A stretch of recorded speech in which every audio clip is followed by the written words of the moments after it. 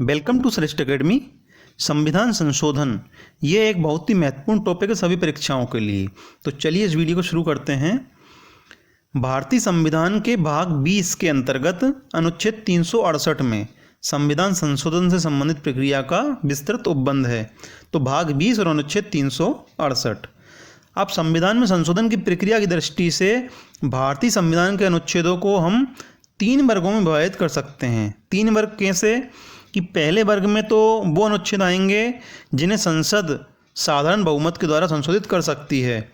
दूसरे वर्ग में वो अनुच्छेद आएंगे जिनको संसद 2/3 बहुमत के द्वारा संशोधित कर सकती है।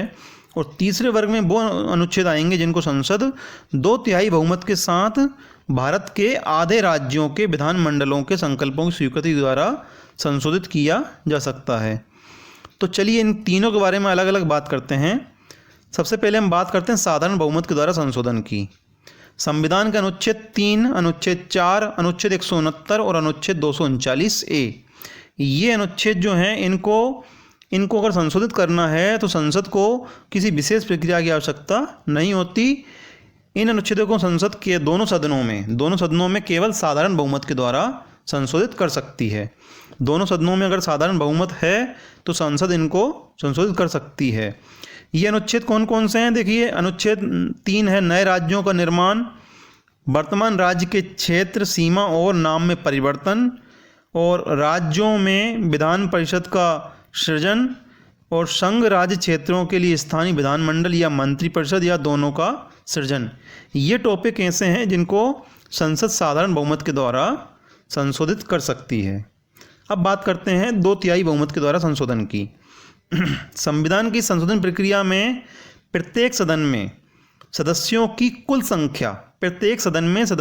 कुल संख्या का बहुमत और उस सदन में उपस्थित और मतदान करने वाले सदस्यों के कम से कम 2/3 बहुमत की आवश्यकता होती है। यानी सदन में जितने सदस्य हैं उनका बहुमत होना आवश्यक है, और उस सदन में जितने लोग उपस्थित हैं और मतदान कर रहे हैं उन सदस्यों का कम से कम 2/3 बहुमत आवश्यक होता है। तो संशोधन का प्रस्ताव किसी भी सदन में रखा जा सकता है, चाहे वो लोकसभा हो चाहे वो राज्यसभा हो। किसी भी सदन में पहले वो रखा जा सकता है, इसके बाद उस सदन से पारित होगा और दूसरे सदन में जाएगा। इस श्रेणी में प्रथम श्रेणी और तृतीय श्रेणी में आने वाले अनुच्छेदों को छोड़कर सभी अनुच्छेद आते हैं। मतलब ज़्यादातर संविधान संशोधन की अनुच्छेदों में जो संशोधन होता है वो ज़्यादातर संशोधन की यही प्रक्रिया होती है, 2/3 बहुमत द्वारा संशोधन। क्योंकि जो हमने अभी पहले पढ़ा प्रथम श्रेणी में जो अनुच्छेद बताए थे वो, और तृतीय श्रेणी, इसके बाद जो तृतीय श्रेणी आई उसमें जो अनुच्छेद हैं वो, उनको छोड़ के ज़्यादातर अनुच्छेद 2/3 बहुमत से संशोधित होते हैं। अब बात करते हैं तीसरी श्रेणी की, 2/3 बहुमत तथा राज्य विधानमंडलों की स्वीकृति द्वारा संशोधन। ये संविधान संशोधन की इस प्रक्रिया में संसद के 2/3 बहुमत के साथ साथ भारत के कम से कम आधे राज्यों के विधानमंडल की स्वीकृति होना आवश्यक है। आधे राज्यों की मतलब 28 राज्य हैं तो 28 में से 28 का आधा हुआ 14 + 1 15, आधे से अधिक होता है तो 14 + 1 अधिक होना जरूरी है, तो 15 राज्यों की स्वीकृति होना आवश्यक है 28 अगर राज्य हैं तो। इस श्रेणी में संविधान के निम्नलिखित उपबंध आते हैं। कौन कौन से?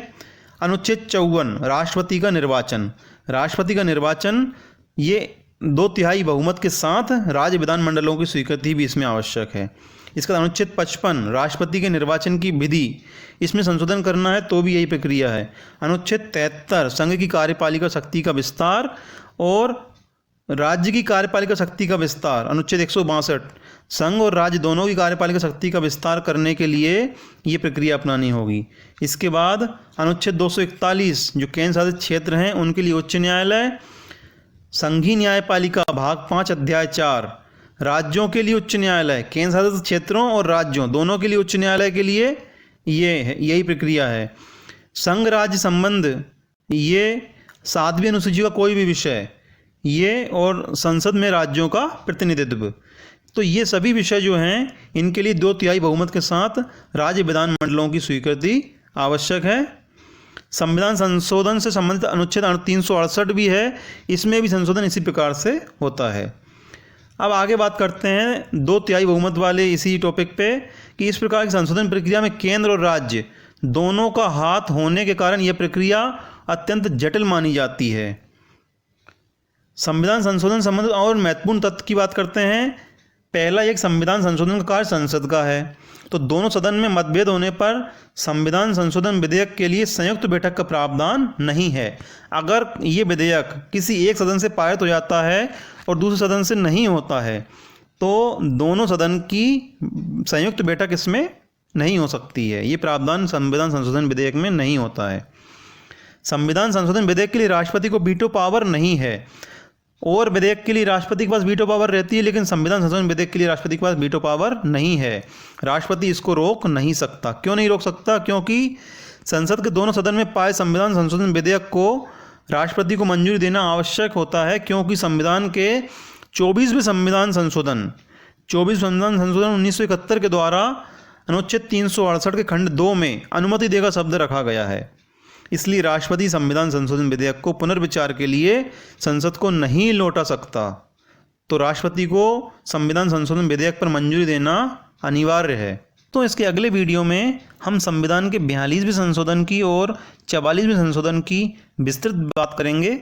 तो अगर ये वीडियो अच्छा लगा हो तो इसको लाइक करें और चैनल को सब्सक्राइब जरूर करें।